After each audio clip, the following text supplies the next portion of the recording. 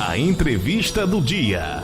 A nossa entrevista do dia hoje é com a doutora Luma Menezes, advogada trabalhista do escritório Maciel Pinheiros Advogados, falando sobre a síndrome do esgotamento profissional, que foi conhecida aí ou reconhecida como fenômeno ocupacional pela OMS.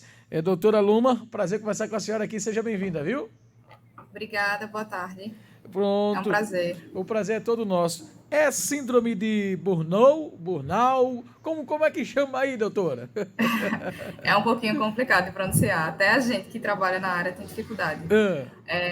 Burnout. Burnout. Seria algo parecido com isso. Pronto. Então vamos chamar da síndrome do esgotamento profissional, né? Certo, para mais fácil. Melhor, fica mais fácil, né? E aí, Isso. doutora, o que muda com a síndrome sendo doença ocupacional depois dessa divulgação aí, ou deste reconhecimento pela Organização Mundial da Saúde? Basicamente, os trabalhadores terão os mesmos direitos de uma doença do trabalho, relacionada à doença do trabalho.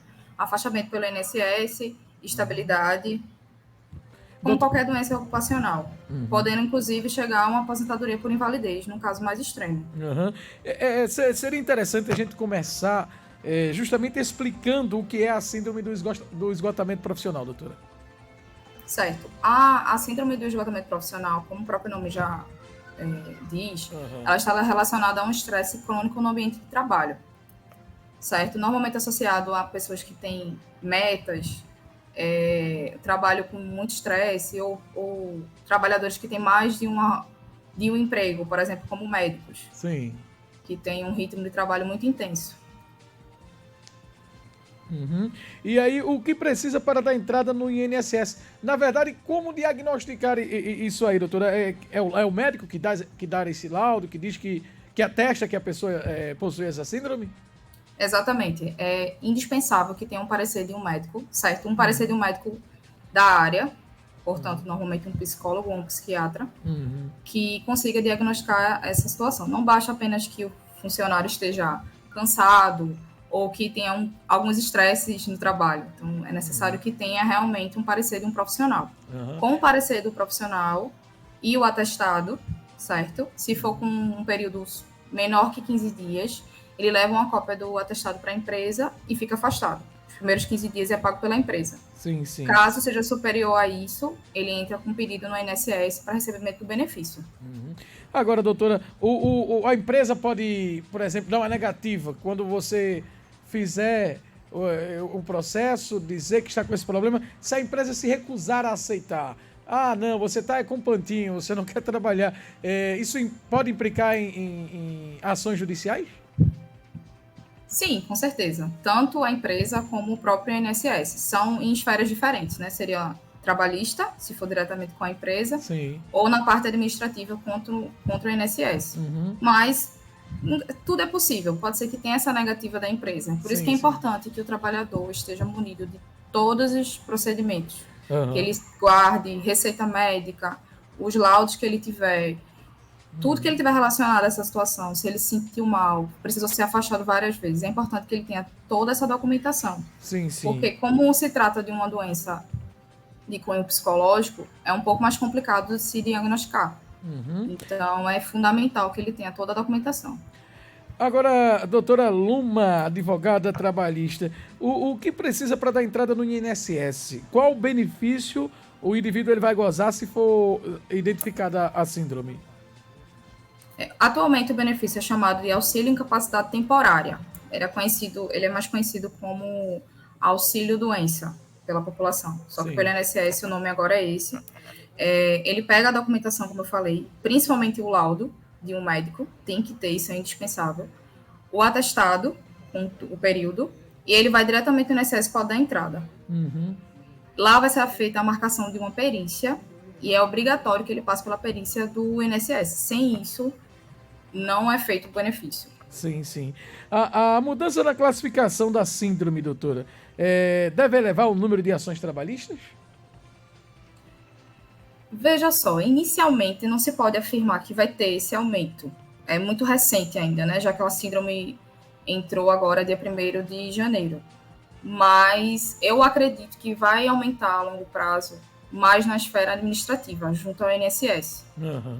certo? Porque o problema é justamente quando é negado o benefício.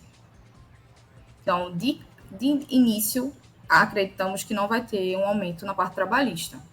Mas, como é tudo muito novo, não tem jurisprudência sobre o caso, vamos observar como é que vai ser daqui para frente. Mas eu adianto que seria mais na parte administrativa, junto ao INSS. Sim. A pandemia contribuiu para esse estresse, esse esgotamento profissional? O que a gente tem observado é a síndrome, ela já existe há alguns anos, né? Só que não era popularmente conhecida. Sim. E com a pandemia, com os casos de home office, realmente se notou um crescimento disso. Algumas pessoas, mesmo estando em home office, começaram a trabalhar horas a mais do que o normal, sem tirar o intervalo adequado. Então, realmente se notou que essa síndrome começou a aparecer mais, né? À toa que ela ganhou essa visibilidade. Tanto a nível rede social, jornais, você já começa a falar mais sobre o assunto. Então, acredito que tanto pelo nível de trabalho de um home office, como estar em casa, né? Nós estamos em casa há pelo menos 2 anos. Sim. Quem está nos ouvindo agora ou nos vendo pela internet e percebe que está com esse problema, ou que já teve até o diagnóstico, mas ainda não deu os próximos passos, como deve proceder? A ideia é procurar um advogado especialista, o indivíduo consegue fazer isso sozinho? Qual os próximos passos, uma vez diagnosticado, doutora? Se já tem o diagnóstico e ele está com um atestado válido, ele pode dar entrada, se for mais de 15 dias, certo? Ele já pode dar entrada diretamente no INSS. E fazer a marcação de perícia. Caso ele tenha algum problema, o INSS indefira ou ele não consiga essa marcação, é importante que ele procure um advogado. Caso ele tenha procurado uma empresa e a empresa se negar por algum motivo, então ele também procuraria um advogado trabalhista, nesse caso. Sim. Para mais informações é só seguir lá no Instagram, @MacielPinheiro, advogados, e você vai ter outras informações. E qual o seu Instagram, doutora? Meu Instagram é Luma_LGM. RGM. Luma_RGM, não é isso? GM, desculpa. GM. N de navio ou de Maria? De Maria. De Maria, GM, pronto. Para mais informações, as pessoas devem procurar a ajuda aí dos especialistas. Faltou a gente falar de alguma coisa, doutora, nesse sentido? Acho que o mais importante, eu queria enfatizar isso, que o trabalhador que esteja passando por isso, que ele não deixe de procurar ajuda médica. Sim. Inicial, assim, antes de qualquer coisa, porque muitas vezes ele tem a doença, ele já está com a síndrome e não tem ideia. E não é uma coisa muito simples, que deva passar despercebida. É importante que ele procure, ainda que ele ache que possa ser uma besteira naquele momento. Muito bem. Doutora... Não deixar de procurar o médico, realmente. Sem dúvida. Doutora Luma Menezes, nós queremos agradecer a sua participação com a gente e até o próximo encontro, tá bom? Obrigada, até logo. Até logo, agora 14h.